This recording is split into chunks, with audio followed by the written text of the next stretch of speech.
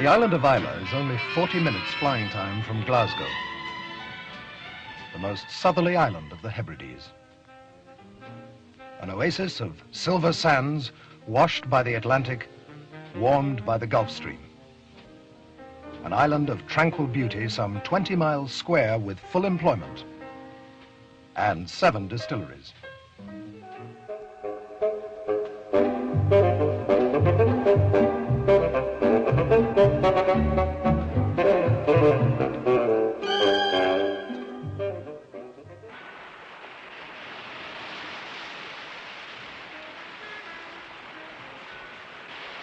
It's just a place where you can get away from all the worries, away from the concrete, and you can just rest, you can eat, and you can rest again.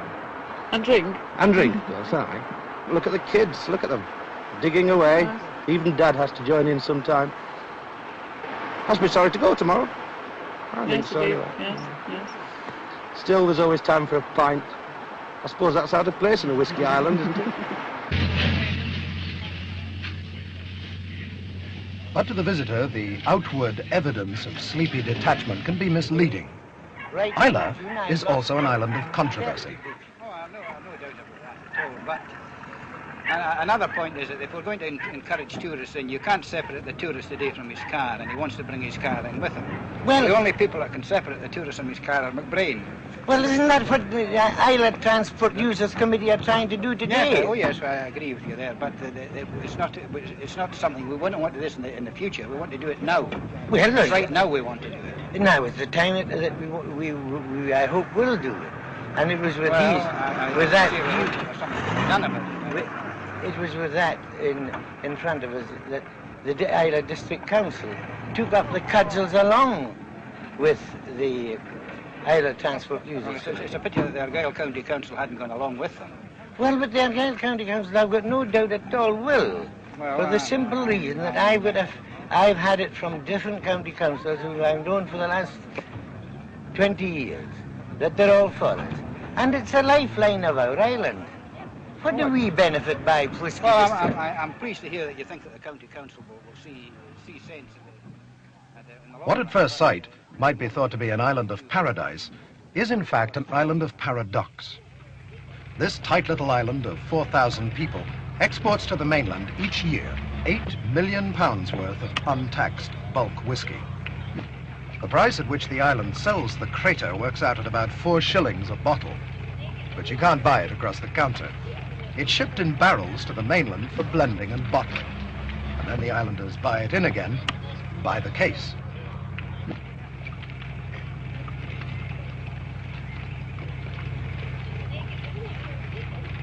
All the distilleries have their customs and security men to ensure that not a drop of the raw Islay whiskey reaches the islanders untaxed.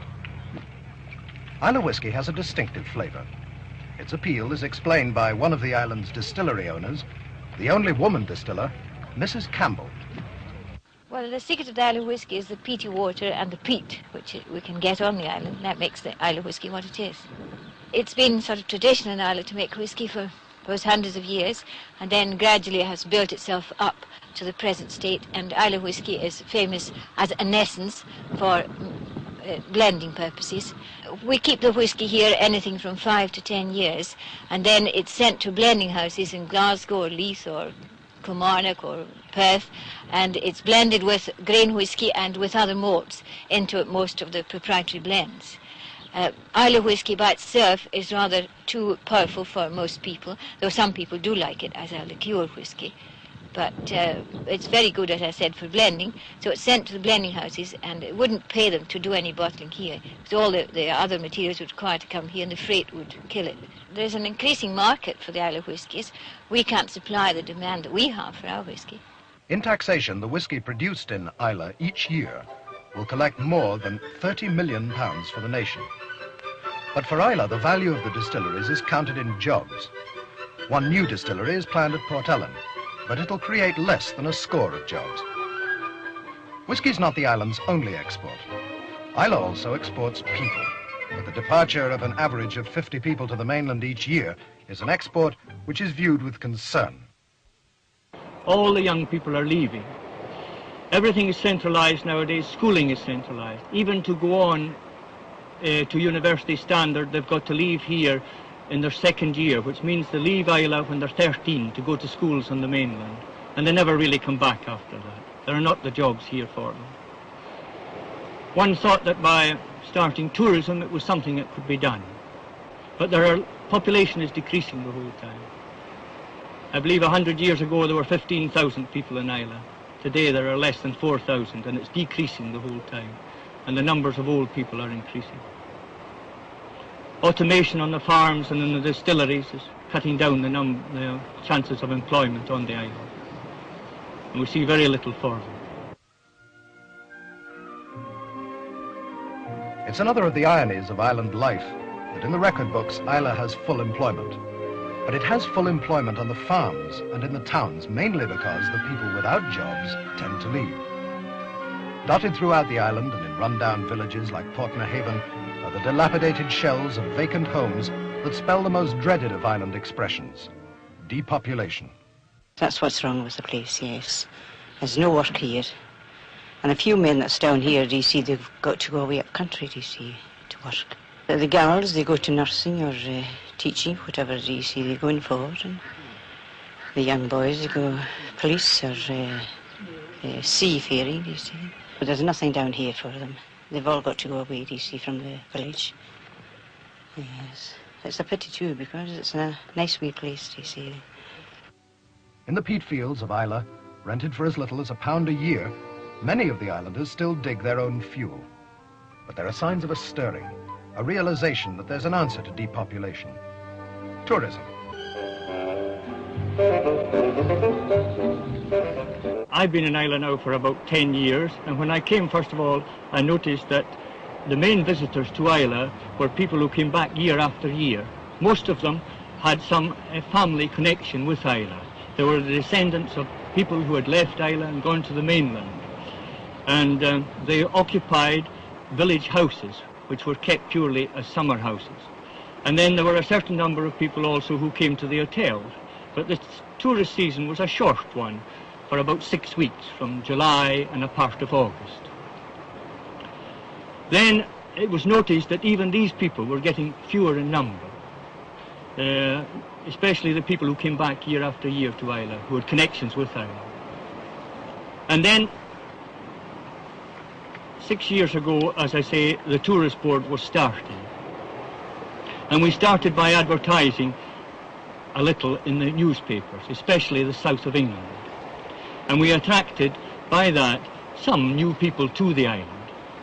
And then, one day out of the blue, a representative or a reporter of a Sunday newspaper arrived on the island, and he printed in his Sunday newspaper a very glowing report about Islay as a tourist holiday centre. He praised the weather, he praised the scenery, he praised everything about it. The result of that, we had a tremendous flood of inquiries.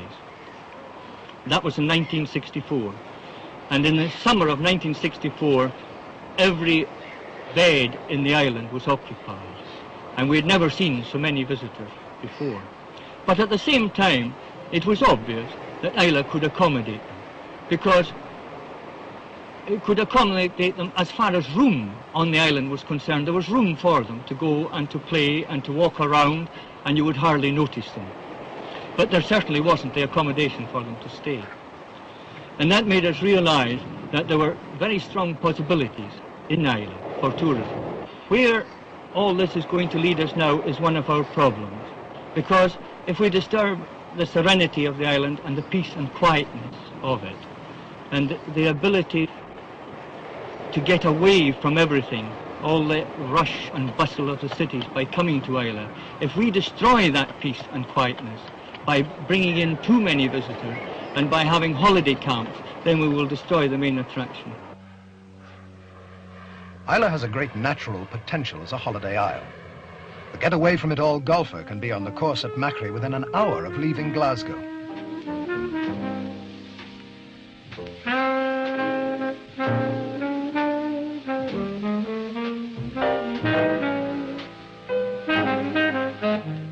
It has glorious beaches, but most of the time, they're gloriously empty.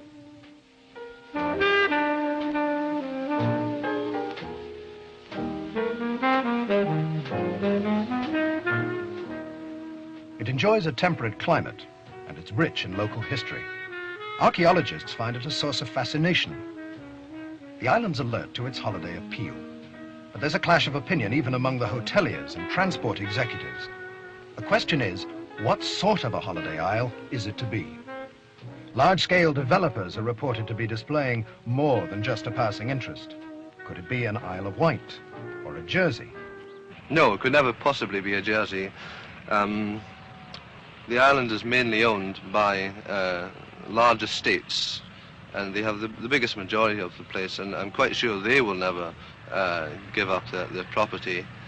And as you can see for yourself, it's hardly, would be maybe 100 years it could be coming near Jersey, but I think it very, very unlikely. This is, of course, is the thing which worries local people with regards to tourism. If anyone says tourism to them here, they're very much afraid that this may become a Jersey or a Blackpool or an Isle of Man, but this never ever could be. I've just come from Blackpool to here, well, 20 years ago. If I could just lift this up bodily and put it within 20 miles of Blackpool, this hotel would have to be 10 times as big. To have their own golf on the doorstep, their own shooting, their own fishing. Where else is there? And a private beach, miles long there. Oh, that's it, but we're away from the crowds. And to get here, it's easy to go anywhere. The easiest place to get here is from London. They can leave London at 8 and be here at 11. We couldn't even get to Edinburgh in that time. A golf course like the one at Macri, if more accessible, would be crowded with holidaymakers jostling at the tees. But most of the year, the Isla course is given over to cows, not buddies. And yet the hotelier who owns the course favours the don't let spoil it line of thought. It's got quite a comfortable trade, tourist-wise as it is. Let's face it, the island gets by that way. But to envisage it opening out and making a big one, no, I can't see it. Today, this part of the world appeals to the professional, semi-professional person with a family who wants to come away and have a quiet holiday. He wants to be able to leave his children on the beach. The children can walk on the roads here in comparative safety. It doesn't appeal to the sophisticated holidaymaker or the person looking for sophistication, you know. It's more or less to this minority. Transport is the word that stirs most argument on the island. Hoteliers with the urge to expand regard it as the main curtailing influence. Unless we get an integrated and a much more efficient transport system, and a transport system that allows a holidaymaker to come here at 9 o'clock in the morning and leave at 10 o'clock in the evening if he wants to, only then will we be able to cater for holiday traffic. And only then will we attract more money to be spent on holiday developments in these areas. The transport system at the moment is keeping the whole economy of the tourist industry back. If we were to double the transport coming into the island, we would be back to a situation we had a couple of years ago when we had a terrific tourist boom through advertising we had in the Sunday paper. And people ended up sleeping in their cars at the side of the roads, and this is the sort of problem we have. We must get the accommodation to expand with the transport. Hoteliers, however, claim that the problem of expansion on an island involves special considerations. So you must understand that the Highland, or the Island Hotel, is mainly a country inn with its main income is from the bar, and the accommodation, owing to the fact of that the season is so short, the accommodation in 9 times out of 10 is a burden to them, because it means that they cannot build up efficient staff to run the business. And after all, I mean, we must be practical in anything we do. The person who says that we must have more bedrooms before they put on more planes or more boats, in my opinion, is wrong. We must improve the services, and then we shall attract development companies in. In the past month, BEA have replaced their Herald flights to the island with the bigger Viscounts. But although the air link is increasing in its importance, it's the sea link that remains the most vital to island life. Islay is served by a steamer a day, but the journey by steamer, bus and train to Glasgow takes 8 hours. The involved sea journey is one of the reasons for the island's heavy freight charges. Cost of bringing in cement would be £4 odds a ton. Bringing in groceries would be £9 some odd shillings a ton. It's not much when you add it onto a pound of groceries, but it's a great deal when you add it onto the grocer's overheads. So it does put up prices considerably. Campbelltown, which is roughly the same distance from Glasgow as we are, gets for 73 shillings a ton what we have to pay 181 shillings for. This is the comparison for the same distance where you can do it by road as opposed to doing it by sea. Wellington. Oh, well, I think the bread's the most expensive thing at the moment. Oh, I think so. Colin, how are they cooking apples? Well, there's And a low fare is 1 and 7pence halfpenny. We pay, I think it's 1 and a penny on the mainland. So that itself, and then sugar's much dearer, and everything seems to be dearer on the islands. I wouldn't think of going to mainland to live. Prefer to live here, though it's a wee bit more expensive. There are things that you benefit by here that you won't get on the mainland. You can have your own garden and grow your own potatoes, and you've got your own milk of the cow, and you can make your own butter and eggs. We've got hens. And, I mean, there's lots of things you have here you couldn't have if you're in the town.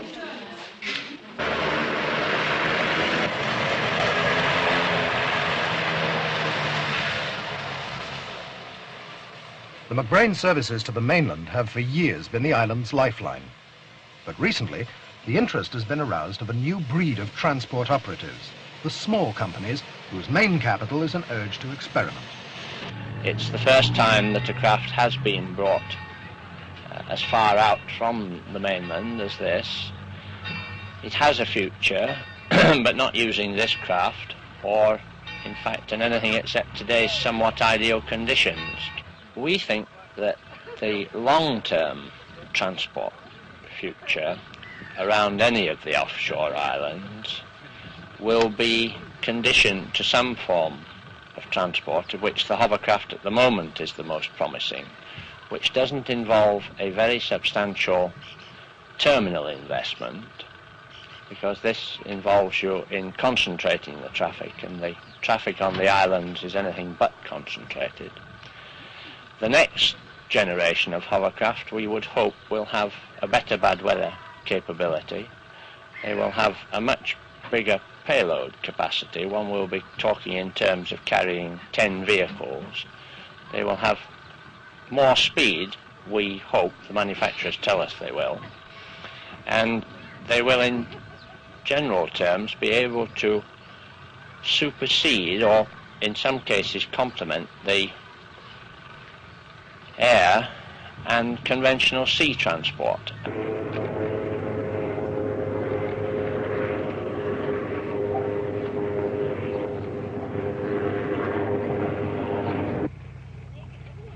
Short-term visitors find it too expensive to ferry a car to the island.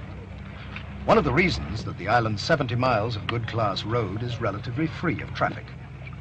But small operators like this one, backed by the Highland and Islands Development Board and using a civil version of the tank landing craft, are attempting to add to the McBrain facilities by offering specialized services. The ship that we've got is rather original in that normally cargoes all has to be handled a dozen times or so on and off. Our hope is to be able to take lorries or containers running straight onto the ship and straight off the other end. Not only this, normally it's impossible in these islands, owing to possibly bad roads, not efficient piers, to get any heavy loads on and off. And we find that contractors doing reconstruction work can use us a great deal. My own opinion is that unless the islands get an efficient transport system, or when I mean efficient, a cheap transport system, they can't possibly develop. Yet another idea for improving transport has excited a large section of the island traders. a ferry system operating on the shortest sea route and using Jura as a stepping stone. Our proposal is to have as much road and as little sea as possible on the route to the island, and we propose bringing the route across the shortest sea distance available, which is in fact through Jura and across the south of Islay. You would come Glasgow, Inverary, Lochgilphead, Tayvallich, down slightly from Tayvallich across to Jura, about 17 miles across Jura and over the south of Islay to Islay, a sea crossing of roughly 5 miles, 5.5 miles, as against an existing sea crossing of roughly 30 miles. Very, very much less expensive. It'll make the island very much more accessible, make it, to my mind, much more pleasant to live in. But here again, the island opinion is divided. The ferry scheme, too, has its opponents. I think it put transport back at least 15 years. After all said and done, you know, the overlanders route is not new. It's only been sort of resurrected. Now, all that's going to happen here is that we're going to have one ferry here with the same boat going up to Colonsey. Because Colonsey people are going to suffer terribly, because the boat is only going to do 9 knots, so it's going to take 2 hours to get there and 2 hours back. What happens here, in the meantime, I don't know. When you go across here, you've got 20 miles of road to go right across to the other side. And then you've got a 7-mile open crossing in a small boat. That is bad. But when you leave here and get across and drive to the other end, how do you know what traffic conditions are going to be like? Will you get on the first boat, or will it be the second boat, or will it be the third boat? And if the weather turns bad, will you get on a boat at all? There will be absolutely no comfort, there will be no convenience, we shall waste time and money, and we shall put transport right back, not only 50 years, in my opinion, 30 years. It'd be a very bad thing for the island indeed. It seems unlikely that Islay will undergo any revolutionary changes in the immediate future. The island's grappling with the problems of existence. But even those who seek to change the island's image wouldn't want to change it too drastically. There's a charm about Islay that captivates. Even those who've left the island cling to their native attachments. And those who pay a sentimental visit sometimes never go home. Well, I first came here in 1958. I came over to see where my father had lived. I liked it so well, I decided that one day I was coming back. The first night I was here, I came up to see this distillery with another gentleman that was with me, and I met a young lady down there, and I decided that I wasn't going home.